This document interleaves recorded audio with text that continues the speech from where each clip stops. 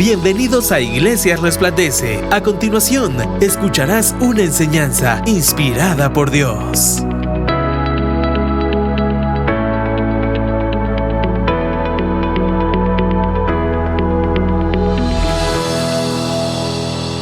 Cierre sus ojos, por favor, ahí donde usted está.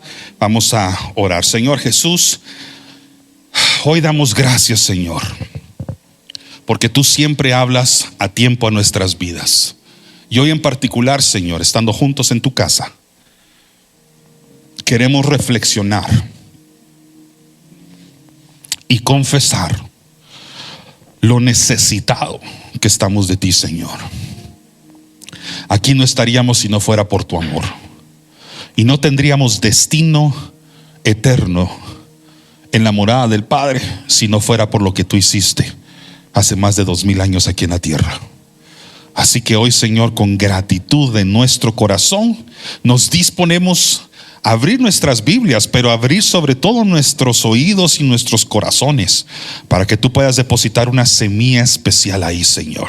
Y desde ya quiero orar, desde ya, aún antes de predicar, por cualquier milagro que tus hijos hoy estén expectantes de recibir, por medio del poder de la sangre de Cristo y el poder de la resurrección.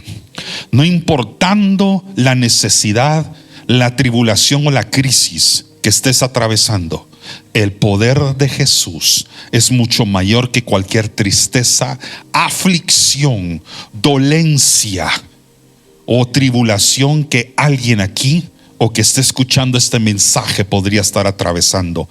Así que sin siquiera haber comenzado a predicar, confieso en el nombre de Jesús nuestra dependencia de Cristo, y creo con todo mi corazón que aquel que tenga oídos para oír, oirá, y aquel que reconoce lo que significa la sangre de Jesús y el poder de la resurrección, aquel que había escuchado muerte, aquel que había escuchado palabras de negación, aquella persona que había pensado que las cosas estaban por terminar, hoy en Cristo Jesús Dios da un nuevo comienzo, una nueva etapa, y confesamos que Jesús tiene la última palabra. Si lo cree, diga amén.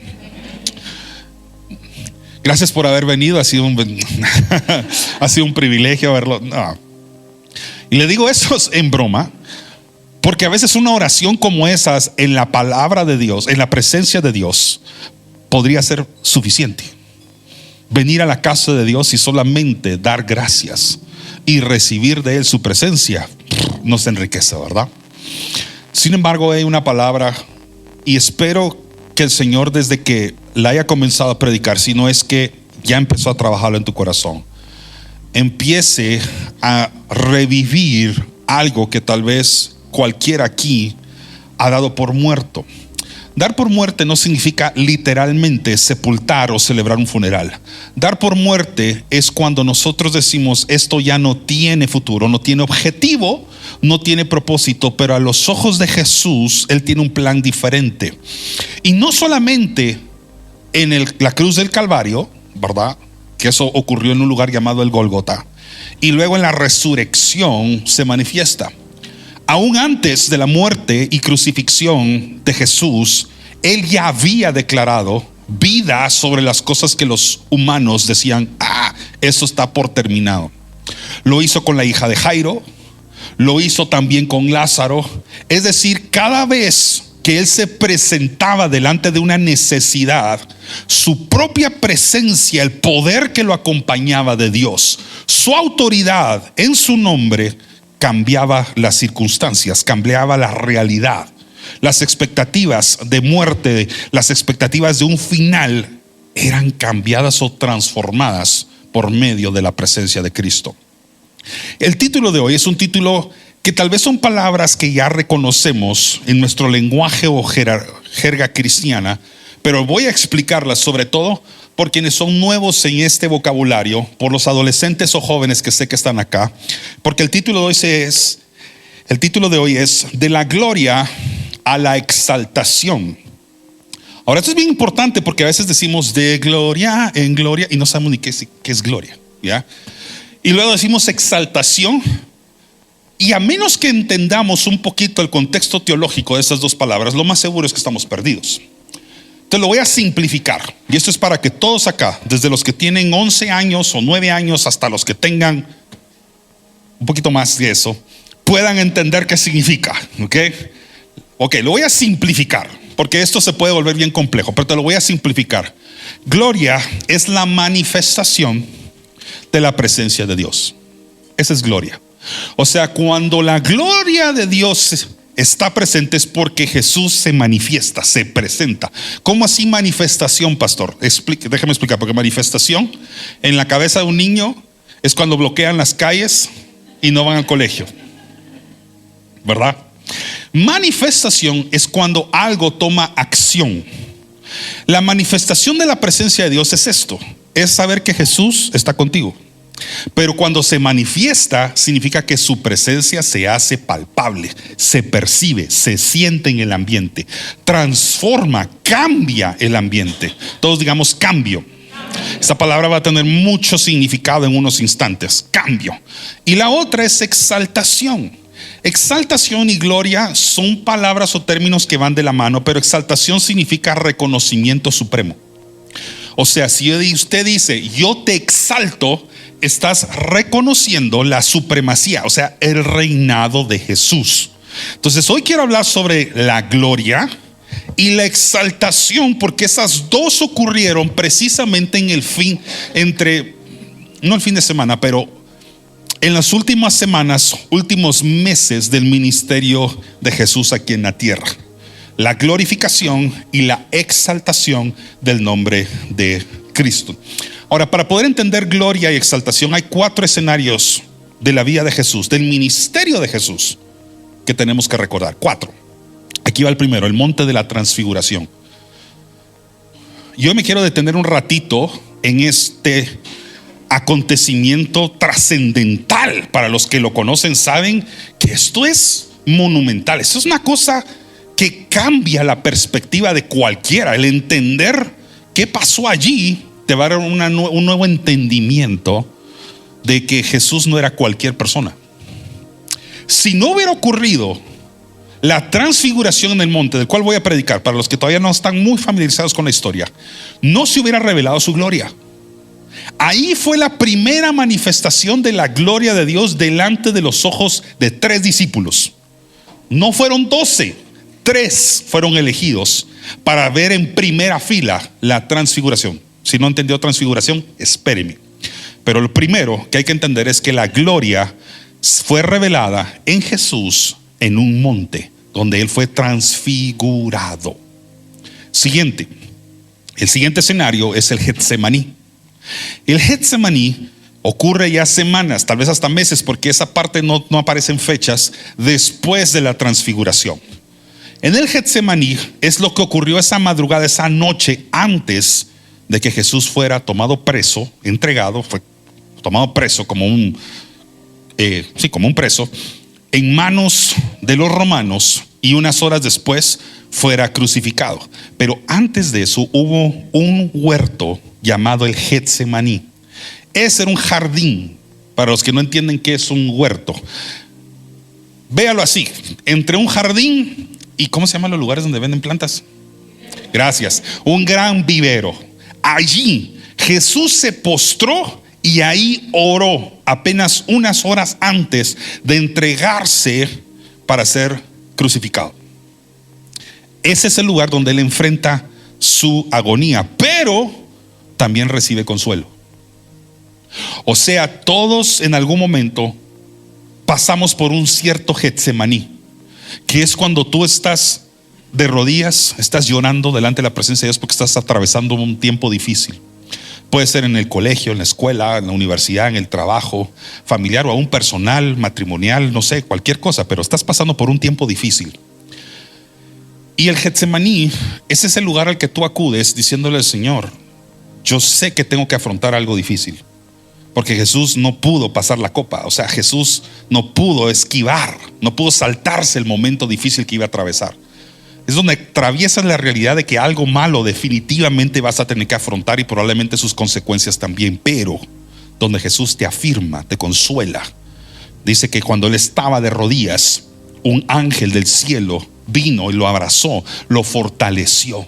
Eso significa que cuando nosotros estamos delante de la presencia de Dios de rodillas, sufriendo realmente porque hay algo que tenemos que atravesar, son aquellas cosas que decimos, como quisiera esquivar este problema, pero el Señor te dice, lo vas a atravesar, porque la versión de ti que tienes ahorita después de pasar el problema va a ser una versión totalmente transformada.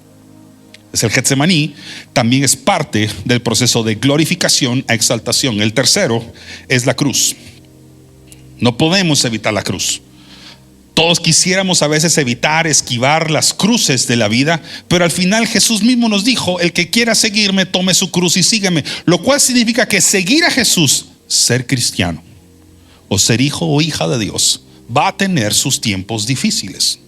Jesús nunca dedicó 3 años de su ministerio para decirles a sus 12 seguidores, luego sus discípulos, posteriormente los apóstoles, para decirles, saben que todo va a ser fácil. Nunca lo hizo.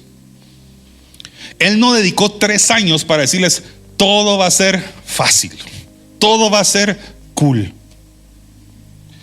Si me siguen a mí, no les va a pasar nada. Al contrario, fueron 3 años de continuas advertencias de que lo que iban a atravesar, iban a ser cosas difíciles, iban a atravesar momentos duros. Pero cada vez que lo predicaba, él afirmaba una verdad en sus corazones: yo estaré con ustedes, no estarán solos.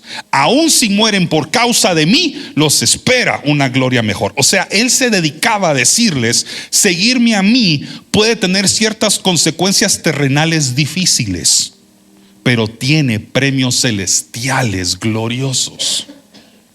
Eso suena buenísimo. Me encanta cuando digo cosas que no había pensado. Digo, ojalá las pudiera repetir. ¿Ves cuando el Señor lo usa? ¿Verdad? Está grabado así. En la cruz, Jesús cumplió su misión. Tu cruz es cumplir tu misión en la tierra. Si tú pensaste que viniste solo acá a pasarla, no. Tú viniste a cumplir una misión. Pastor, pero yo apenas estoy empezando a conocer a Cristo. Bueno, entonces empezaste a conocer tu misión. Pero no hay un ser humano existente sobre la faz de la tierra que vino accidentalmente aquí. Todos vinieron con un propósito. Y nuestro trabajo es cumplir la misión. Ahora, Jesús no solamente te dejó una misión individual, le dejó una misión a la persona que está a la par tuya. Eso se llama comisión. Es decir, una misión que hacemos juntos. Y esa misión que hacemos juntos es ir y predicar el evangelio a toda criatura. ¿Ok? Entonces, la gloria y la exaltación también incluye la cruz. Y la cuarta es que incluye la resurrección. Lo que ocurrió en una tumba donde Jesús fue sepultado y solamente estuvo para nosotros en los tiempos de hoy, la forma que calendarizamos los días, ni siquiera 3 días. Porque de viernes a domingo no hay 3 días. Ahora, si lo cuenta como se contaba el tiempo en aquel entonces, según el calendario y la tradición del siglo I judía, donde los días se calculaban de la salida del sol a la puesta del sol, de 6 a 6, por así decirlo, entonces si hace su matemática probablemente sí se va a dar cuenta que sí termina con el día 3. Sí cuenta a partir del día 1, cuando amaneció, que fue el viernes. Eso no le vine a predicar hoy. Le vine a predicar que Él fue exaltado en la resurrección. Entonces le dije que es la gloria y la exaltación el título, amén. Entonces mírelo ahorita en su pantalla. De la gloria y la exaltación. ¿Dónde empezó la glorificación? En el monte de la transfiguración. ¿Y dónde terminó siendo Jesús exaltado? En su resurrección. Entonces aquí vemos un proceso, ¿verdad?, que empieza con la glorificación y termina con la exaltación, pero tiene un intermedio. Y el intermedio es la parte difícil. ¿Por qué? Porque qué lindo hubiera sido que Él pasara de la transfiguración a de una vez ascender al cielo, ¿verdad? Que toda la gente lo viera como rey. Él tuvo que pasar por un Getsemaní donde sudó gotas de sangre, del estrés, de la ansiedad, de aquella presión que Él sentía. Él sudó gotas de sangre. Eso tiene un término hasta científico, hematohidrosis. Y si no se acuerda de ese, no importa, ¿ya? Usted solo recuerde que Él sufrió ahí. Hema viene de hema con H, por cierto, no sin H, es hemato, viene de sangre, ¿verdad? Hidrosis es agua. Entonces es como hematohidrosis, es decir, simula, en lugar de tener sudor, la persona llega a tal nivel de estrés y tensión, se dilatan sus vasos sanguíneos capilares más delgados y salen literalmente por los poros. Una persona tiene que estar en estricta agonía y sufrimiento para que pueda llegar a ese punto. Por cierto, es muy difícil pasarlo y muy pocas veces se ha visto humanamente. Pero Jesús pasó por un Getsemaní y Jesús pasó por una cruz para poder pasar de la glorificación a la exaltación. ¿Esa parte ya la entendió? Entonces vamos a Marcos capítulo 9. Hablemos entonces sobre la transfiguración. El proceso va a ser rápido. O sea, yo voy a predicar muy rápidamente lo que esto representa, probablemente meses de distancia, ¿verdad? Varias semanas o hasta meses. Marcos capítulo 9, versículo 2. Para los estudiosos, la transfiguración no solamente lo narra el Evangelio de Marco, creo que también está en Mateo y Lucas. Entonces, Mateo 9, capítulo 9, versículo 2 dice: 6 días después, Jesús tomó a Pedro, a Jacobo y a Juan. Ojo con esos tres. No es que sea relevante para la resurrección como tal, pero para los que sí les gusta aprender, ¿verdad?, un poquito más de la palabra, estos tres hombres eran continuamente escogidos para ver en primera fila la glorificación de Dios a través de Jesús. Porque no solamente fueron testigos de la transfiguración que usted está por leer conmigo, también fueron los tres invitados, por ejemplo, a ver la resurrección de la hija de Jairo. O sea que estos tres hombres eran elegidos continuamente entre los 12 para poder testificar, y probablemente porque Jesús quería formar algo en el corazón de cada uno de ellos, porque Jesús nada lo improvisaba. ¿Usted cree que solo los eligió así, pin marín de dos pingües? No. Esto es, qué mal son eso. Esto lo hacía intencionalmente Jesús. Jesús no tomó decisiones al azar.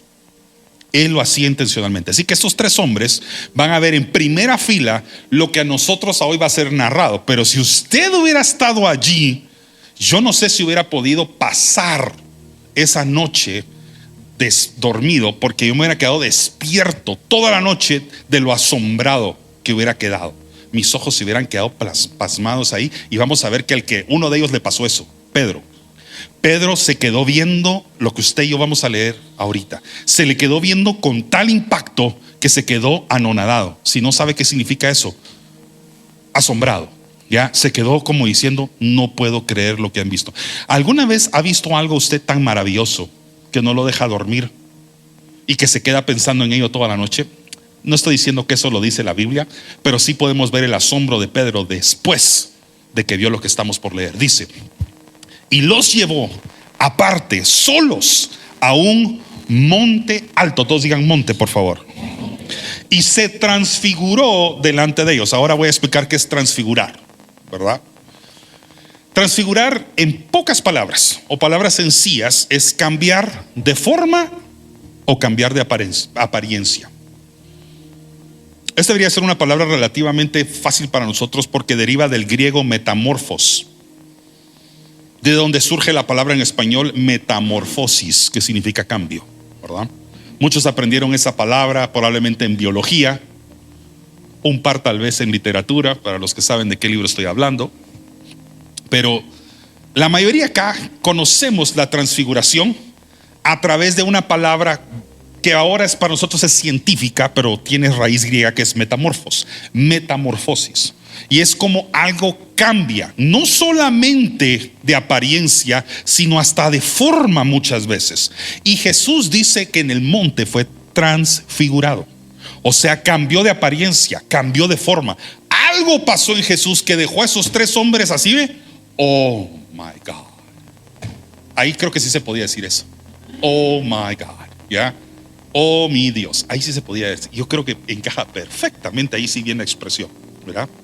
Entonces dice: y los llevó aparte solos a un monte y se transfiguró delante de ellos. Versículo 3: sus vestidos se volvieron resplandecientes, muy blancos. O sea, no un poquito blancos, no blanco hueso, muy blancos como la nieve, tanto que ningún lavador en la tierra, dice la Biblia, los puede hacer tan blancos. O sea, no existe magia blanca que lo pueda dejar más blanco que esto. Para los que son de otro país, esa es una marca de cloro en Guatemala, por cierto. No usé esa palabra solo porque sí en la iglesia, ¿ya? Clorox, whatever, ¿ya? No hay un lavandero, no hay una lavandería en Guatemala, póngale el nombre o la marca que quiera, que pueda dejar tan blanca las vestiduras de Jesús como la glorificación. O sea que la gloria hace que resplandezca cualquier cosa. Ya estamos cada vez más entendiendo más la palabra gloria. Entonces es la manifestación de la presencia de Dios. Entonces dice: y les apareció Elías con Moisés, que hablaban con Jesús. O sea, si alguien cree hasta el día de hoy que no existe vida después de la muerte, pero usted sí cree en los evangelios, aquí tiene una historia más, un respaldo más de que sí existe vida después de la muerte. Porque cuando se aparecieron Elías y se aparecieron Moisés, ellos no estaban en vida terrenal. Ellos estaban en una vida más allá de la que usted y yo estamos hoy. O sea, y además fueron reconocidos no solo por su apariencia, sino también fueron reconocidos por nombre. Entonces a veces la gente se pregunta: ¿en el cielo nos reconoceremos? Yo probablemente sí. Porque si no hubieran dicho 2 hombres y no sabían quiénes eran. Están identificados: Elías y Moisés. Ahora, la teología que tenían que tener estos discípulos cuando ya escribieron esto era bastante grande, para poder entender la magnitud de quién se había presentado. Y no se presentó cualquiera. Se presentó Elías y se presentó Moisés. En un ratito voy a explicar la relevancia que tiene que se hayan aparecido ellos y no Daniel o Adán o Noé. No, Elías con Moisés. Sígame acá. Versículo 5. Entonces Pedro dijo a Jesús: Maestro.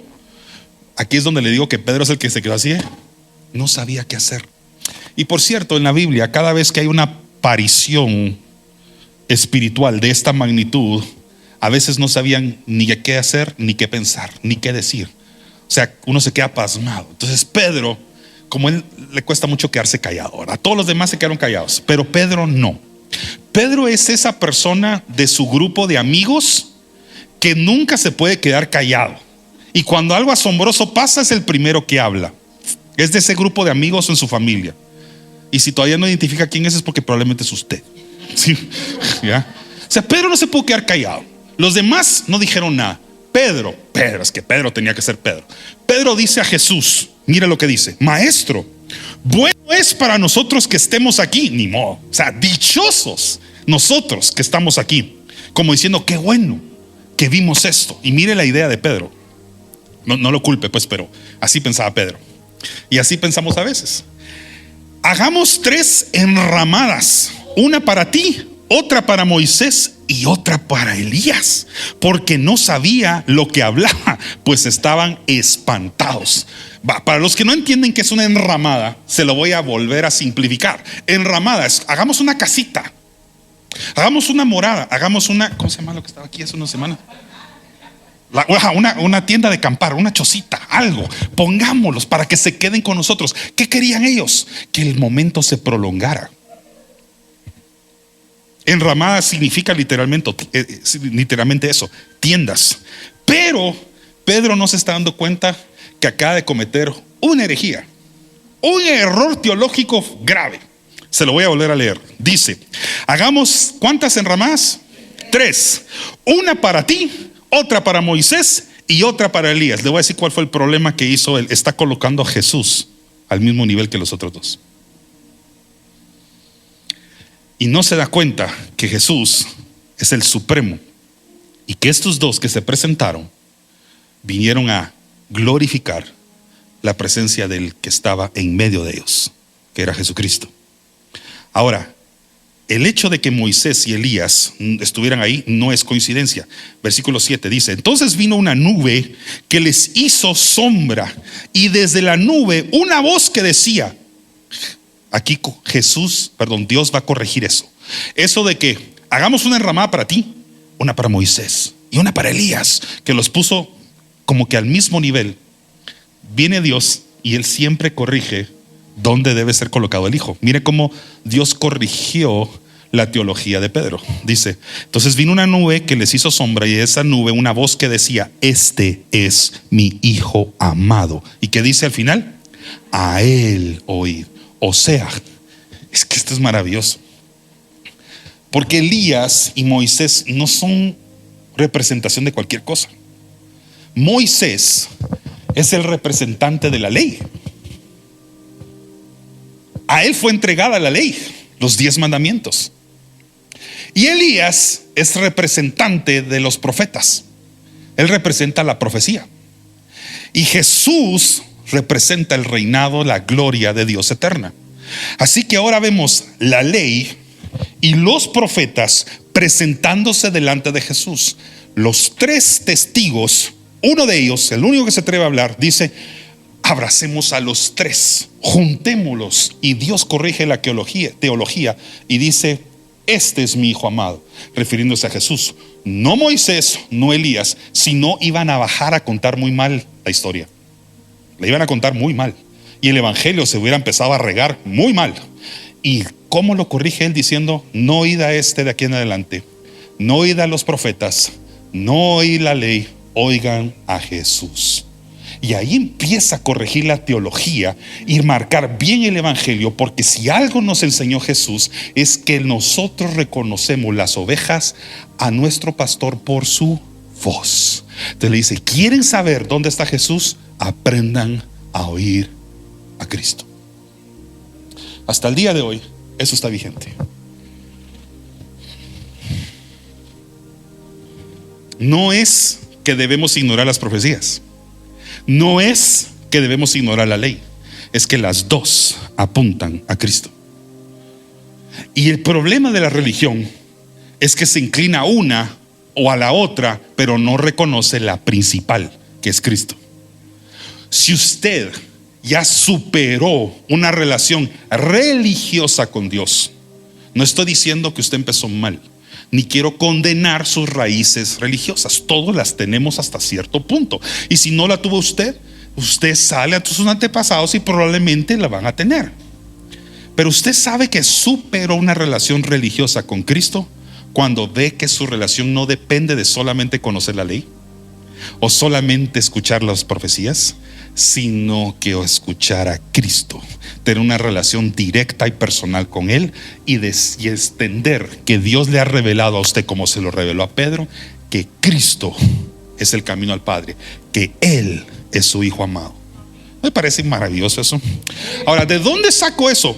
Tengo muchos versículos, pero no tengo tiempo solo para leerles uno. Dice Mateo 5:17, me lo pueden colocar por favor.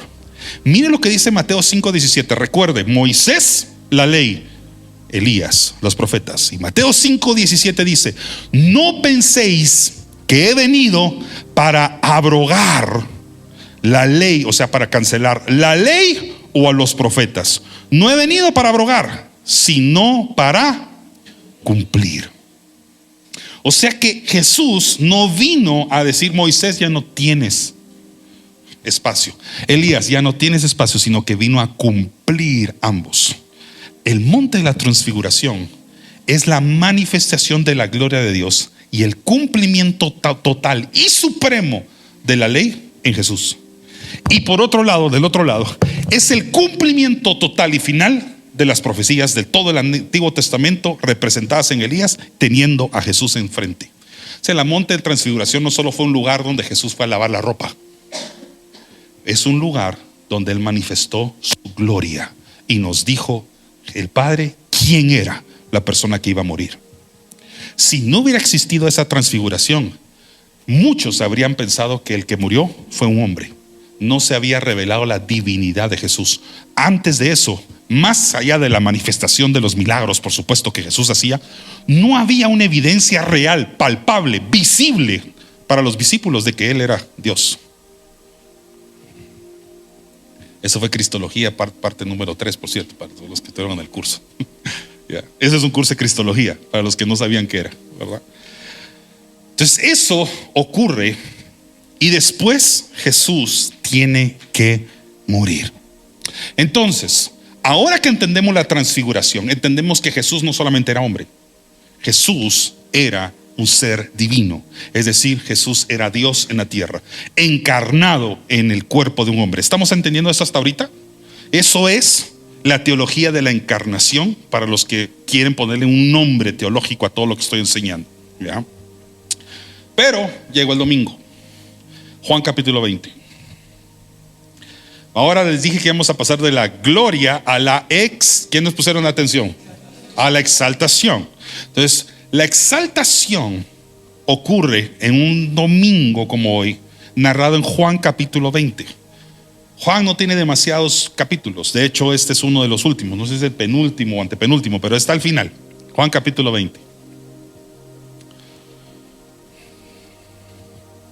Y los que estuvieron en el cierre del curso de Cristología me escucharon hablar un poco de esto.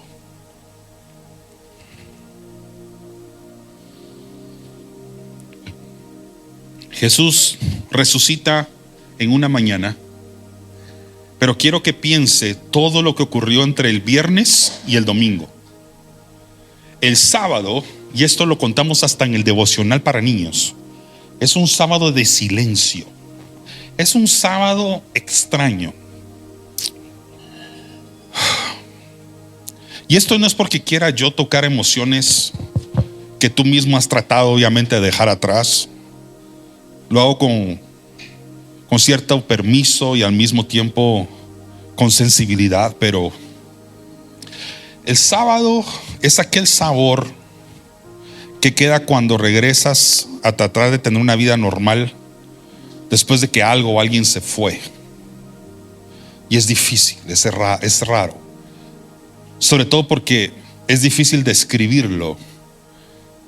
El luto puede tener muchos nombres, el luto puede tener muchas descripciones semánticas, pero el luto es muy difícil de poderlo expresar con sentimientos. Y por eso cuando estamos a la mitad o justo después de haber enterrado, sepultado, o haber verse ir a un hijo, una hija, o separarse de algo, de alguien, y las personas nos preguntan cómo estamos, a veces queremos simplificarlo diciendo estamos bien, pero ese estamos bien no es que estemos mintiendo, es nuestra manera de decir no estoy listo para poder hablar, no estoy listo para decir con palabras lo que siento porque no sé cómo expresarlo. Y todos creo que hasta cierto punto hemos estado ahí, y no necesariamente después de haber celebrado funerales o enterrado a una persona, pero es esa sensación que queda después de que algo terminó y regresas a la normalidad y dices algo hace falta, ¿verdad? ¿Han estado ustedes ahí? Entonces los discípulos se les había predicado 3 años que Jesús iba a resucitar. Bueno, no lo hizo 3 años, lo hizo un poquito ya llegando a la mitad de su ministerio, pero las escrituras ya lo revelaban. Pero el asunto es que ellos ya habían sido preparados para eso, pero el sábado estaban desconcertados, no sabían qué hacer. Y entre sus discípulos también habían seguidores. Una de ellas era María Magdalena. María fue una persona muy fiel al ministerio de Jesús. María es una persona de quien predicamos muy poco y se debería de predicar más. La vida de María, sobre todo María Magdalena, es tristemente una historia que como que lo queremos simplificar y reducir nada más a predicaciones para reuniones de damas o de mujeres. Pero yo creo que los hombres tenemos que aprender a reconocer lo que significa la figura femenina en el domingo de resurrección. ¿Por qué? Porque Jesús, perdón que me estoy adelantando a la historia, pero ¿puedo seguir? Es que me estoy adelantando un poco a lo que iba a leer, pero Jesús se pudo haber revelado a cualquiera, pero eligió manifestar su presencia física resucitada, glorificada y exaltada a una mujer. Interesante, ¿no? Y le voy a explicar por qué es interesante. Esto no tiene nada que ver con género para nosotros hoy. Tiene que ver con cultura y contexto. Déjeme hablarle esto hermenéuticamente. No importa si no entiendo la palabra que usé, pero en contexto.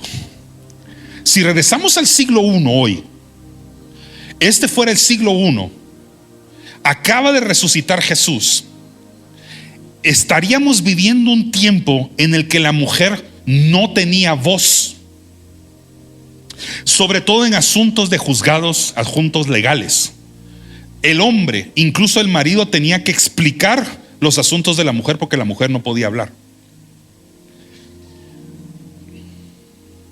O sea, no estamos hablando de cualquier cosa, sino que estamos hablando de un momento en el que cuando una mujer testificaba, el hombre culturalmente no validaba el testimonio de una mujer, tenía que ser confirmado por un varón. Entonces Jesús rompe paradigmas como solo Él lo sabe hacer. ¿Y por qué es importante que veamos esto? Porque hay dos hombres que corren a la tumba, y ahorita lo vamos a leer. Pedro y Juan salen corriendo. Pedro trota y Juan corre. Y ahorita se lo va a ver. O sea, Pedro va y Juan va a 1000 por hora, ¿ya? Ellas probablemente se quedaron atrás. Ellos llegan, la tumba está vacía, no saben qué hacer ni qué pensar y van a contárselo a los demás. María se queda atrás y se queda lamentando ahí en el sepulcro lo que está por pasar, pero no se atrevía a asomar su rostro así nomás. Pero ya estando sola, después de que tal vez nadie estaba allí, se atreve a acercarse un poco, y en medio de ese luto, esa tristeza y ese llanto, el maestro, que no se reveló a Pedro, ni a Juan, ni a cualquiera de sus discípulos, se le revela a una mujer. Mire pues, Juan capítulo 20, versículo 15 dice: Jesús le dijo: mujer, ¿por qué lloras? Eso fue mi aliento, yo no. Jesús le dijo, es un efecto especial: ¿por qué lloras? ¿A quién buscas? Ojo, todavía no lo reconoce. María está llorando tanto, sollozando tanto, que no entiende todavía quién le está hablando. Ahora, este no es Jesús antes de morir, este es Jesús después de resucitar. Y el que resucitó está ahora exaltado, glorificado, y tiene un cuerpo glorificado, tiene un cuerpo resucitado, por lo cual hay evidencia, sobre todo en esta historia y en otras más, donde Jesús se aparece a otros hombres, donde era irreconocible a simple vista.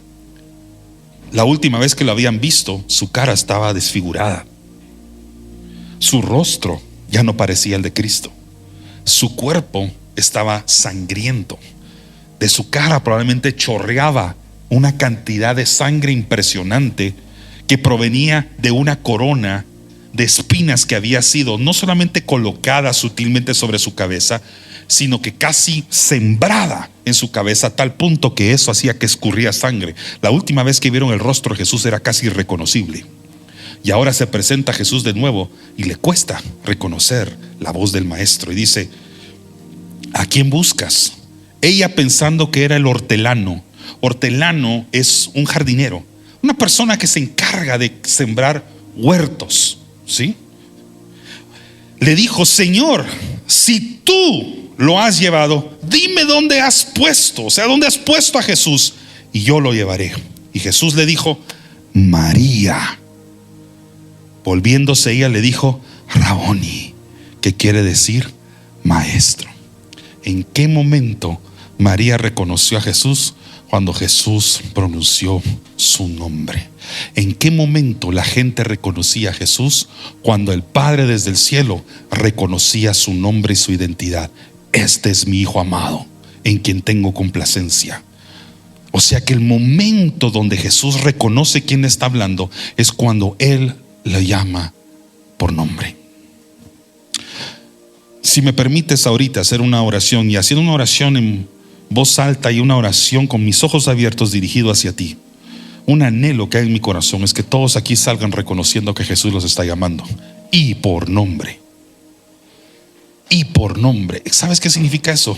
Que Él te amó primero, que Él te reconoce primero, que tú a los ojos de Él vales más de lo que tú te imaginas. Es también a veces la muestra de que tú podrías estar buscando a Dios y Dios ya está ahí.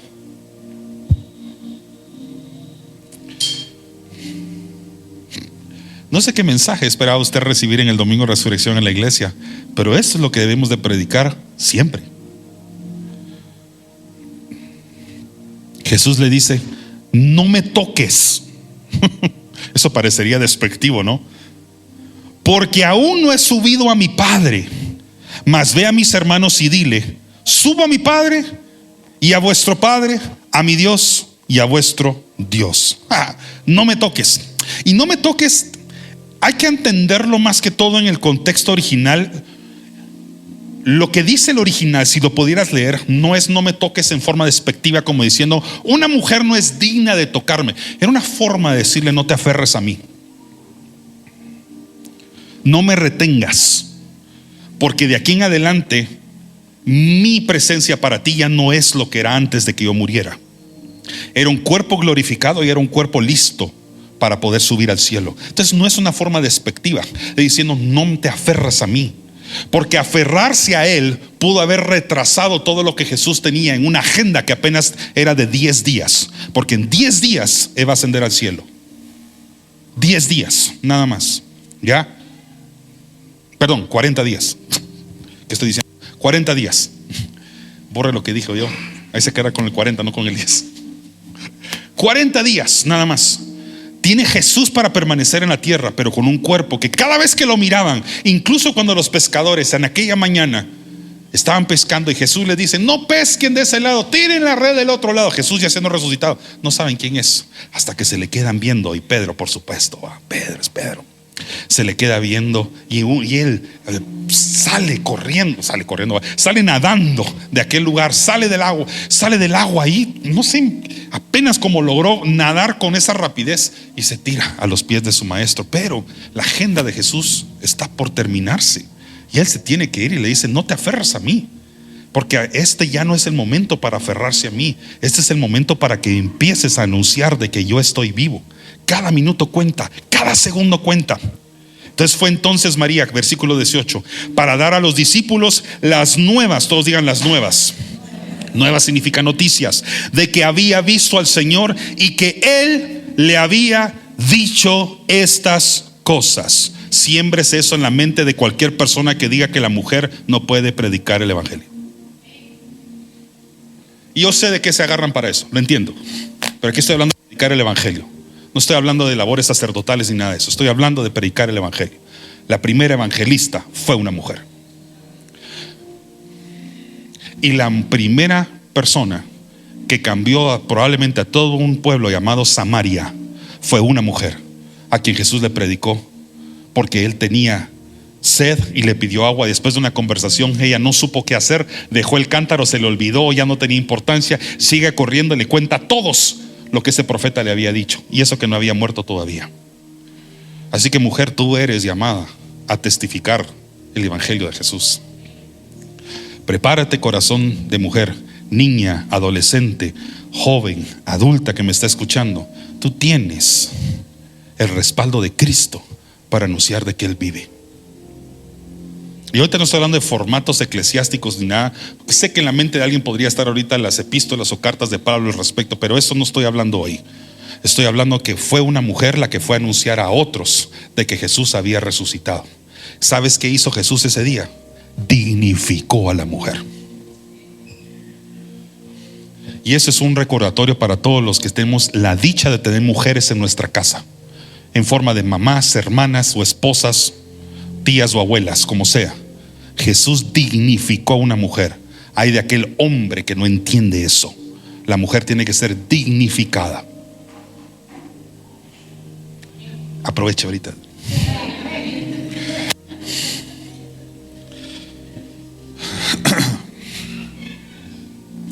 Esto es importante por algo. Nosotros a veces, cuando las cosas están saliendo mal y estamos como esa mujer en una temporada de sábado de silencio, sábado de luto, sábado de no encontrar respuestas a todos los problemas que estamos pasando, es que buscamos muchas veces lo que tiene sentido. Lo que tenía sentido era que encontraran un cuerpo, porque lo habían visto morir y lo habían visto sepultarse.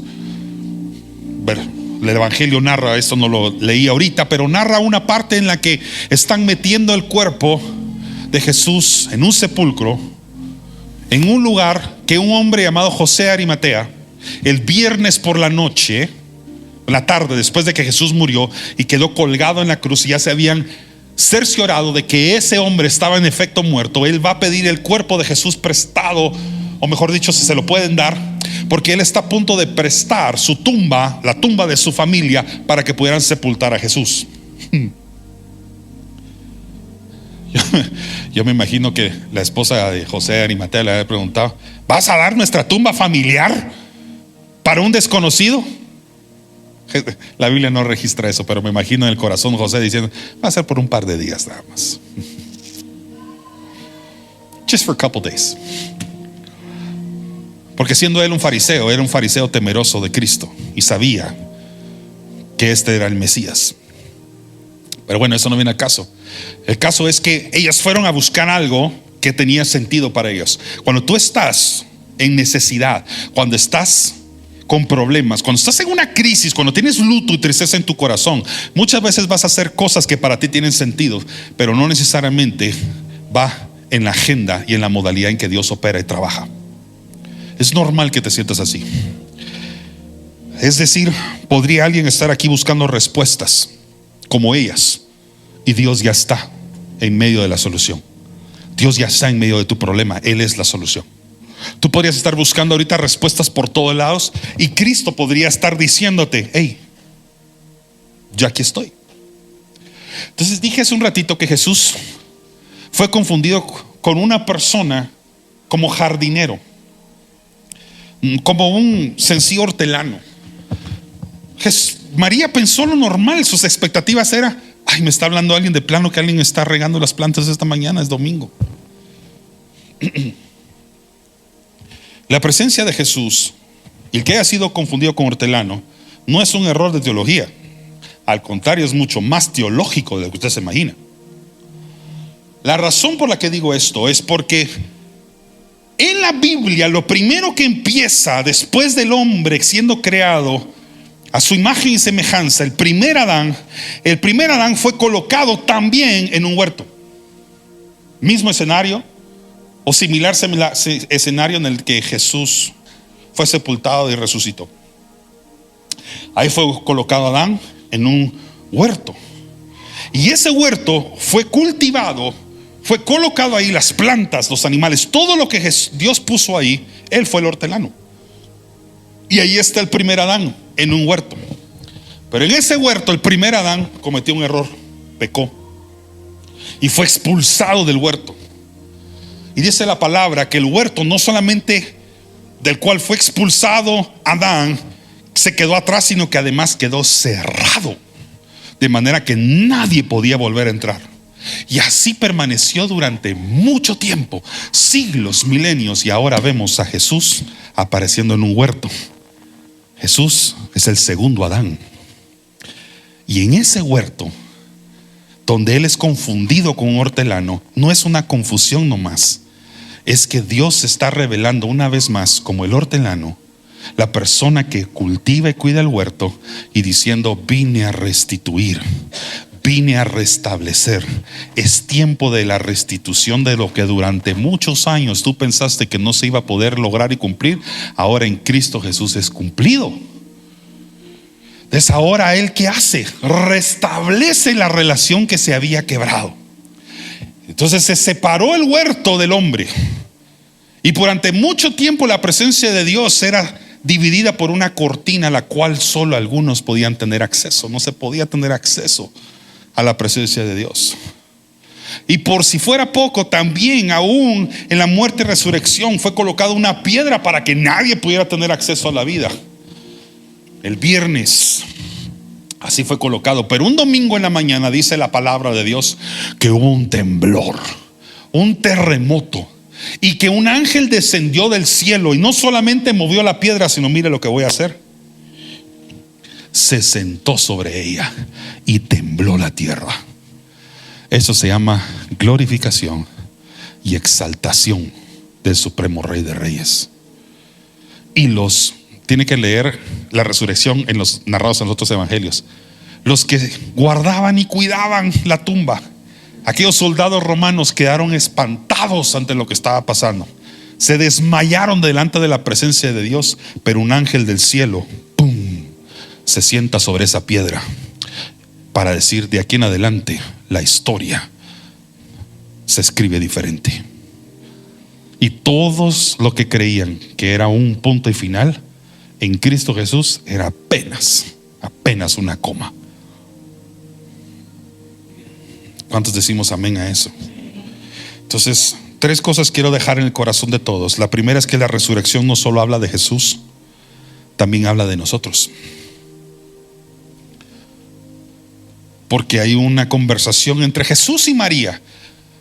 La resurrección no solamente habla de que Cristo resucitó. La resurrección dice que hay una esperanza futura real para nosotros y que nosotros también seremos transformados. Y qué bueno que quedó esa transfiguración, porque eso es lo que te va a pasar cuando llegues al cielo. Te vas a transfigurar. Va a haber una metamorfosis, pero eso ocurre por la resurrección. O sea, cualquier imperfección se va a quitar. No va a necesitar maquillaje, ¿ya? No necesita quitarse las canas ni arruguitas por aquí, nada que tu Photoshop, nada de eso. No se necesitan filtros allá, porque usted iba con un cuerpo glorificado. Eso significa que usted va a ser hermoso y hermosa delante de la presencia de Dios. ¿Cómo nos vamos a ver, pastor? Difícil. Muchos teólogos han discutido, debatido esto por lo menos yo lo he leído durante décadas. ¿Cómo será nuestro cuerpo allá? Muy difícil poderlo ver.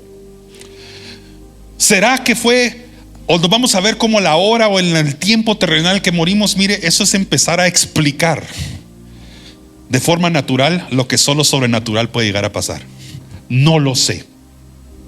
Algunos han sostenido la idea de que nos vamos a ver cerca de los 30 años porque por ahí estaba el tiempo culmen de Jesús. Eso solo son cosas que podrían tener cierto sentido para nosotros humanamente, pero si algo nos enseña la Biblia, y algo le he tratado de predicar hoy, es que las cosas no tienen por qué tener sentido para usted. Usted solo tiene que recibirlas y aceptarlas. Lo que sí le puedo decir es que ese cuerpo que usted tiene ahorita, mortal, no es el que puede llegar al cielo.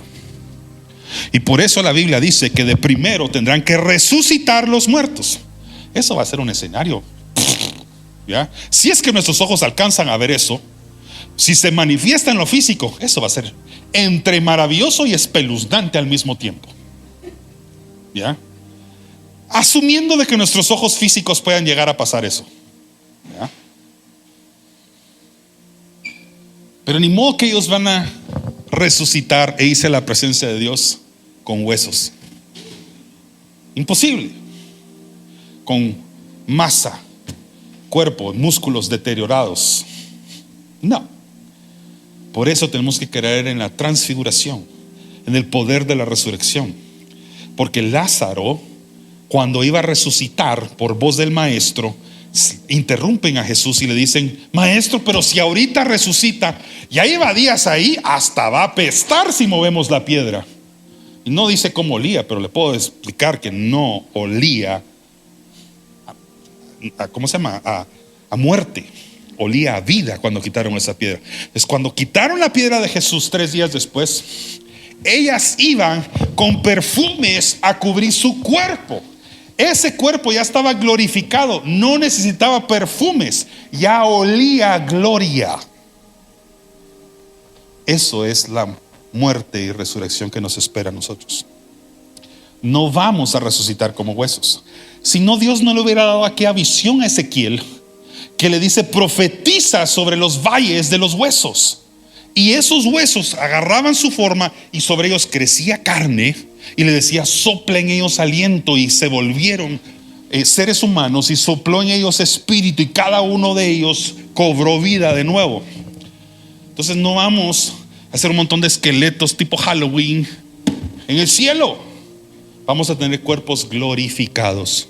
Si no, Moisés y Elías se hubieran presentado como un saco de huesos. No, tenían la apariencia de ellos y eran identificables.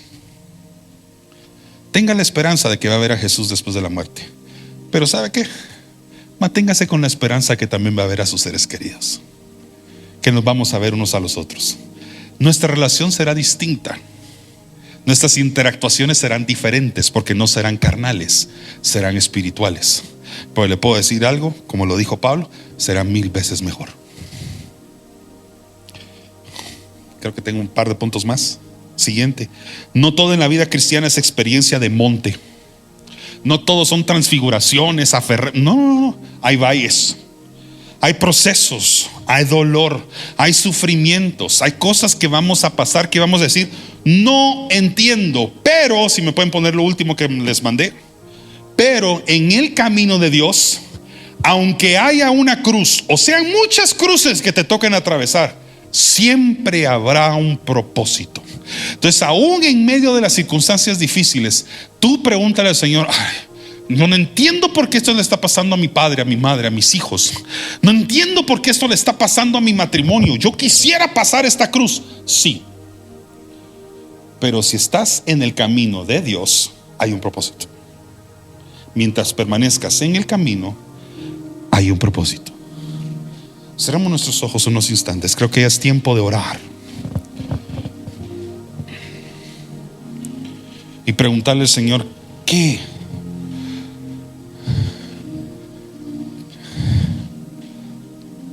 propósito tienes para mí, Señor?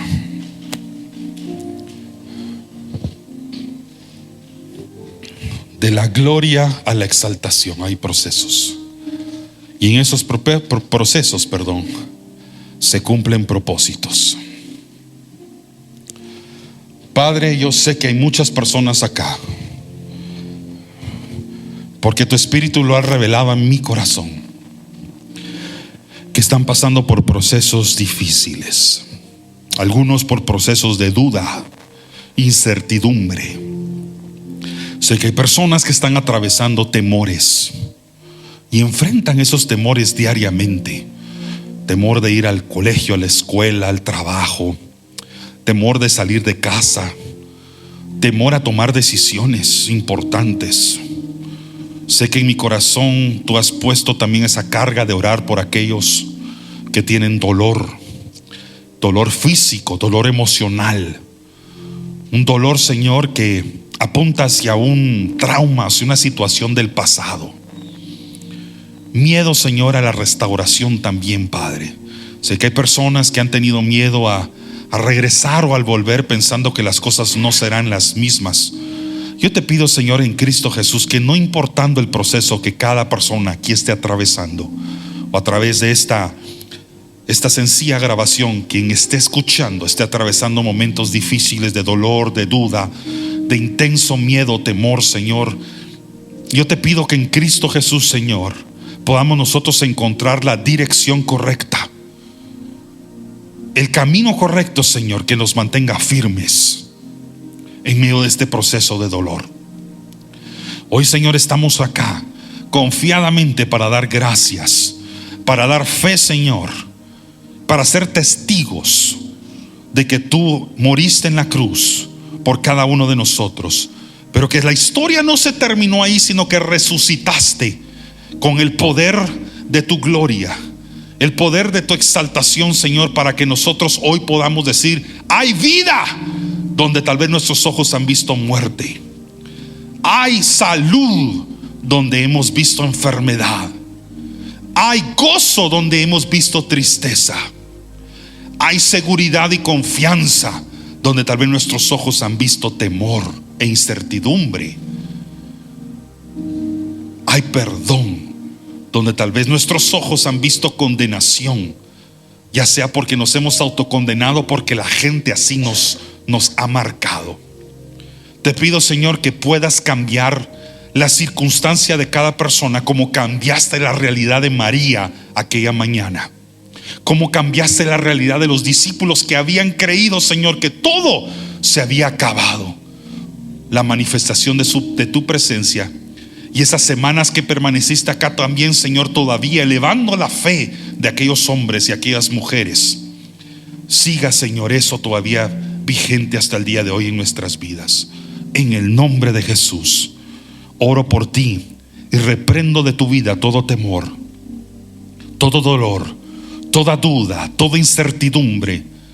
Y si en algún momento en tu mente o en tu corazón, ya sea tu carne, tu realidad, o hasta el mismo Satanás ha querido meter ideas de que Dios no puede restaurar lo que se ha quebrado, de que Dios no puede recuperar lo que se perdió, o que Dios no puede restituir lo que se perdió. Hoy en Cristo Jesús hablo vida y fe a tu corazón, para que no puedas ver las cosas conforme a tu realidad circunstancial, sino para que puedas ver las cosas conforme a la fe que Cristo ha puesto en ti. Seas fortalecido si estás en un Getsemaní de incertidumbre y de dolor. Sea la presencia de Dios la que te abraza en este momento difícil, aun si estás por atravesar un proceso de dificultad indeseable humanamente. Que en el nombre de Jesús la presencia de Dios esté contigo. Saldrás vencedor, porque eres más que vencedor en Cristo Jesús. Amén y amén. Gracias por haber escuchado esta enseñanza de Iglesia Resplandece. Si este mensaje fue de bendición, compártelo con tus amigos y síguenos en nuestras redes sociales como Iglesia Resplandece.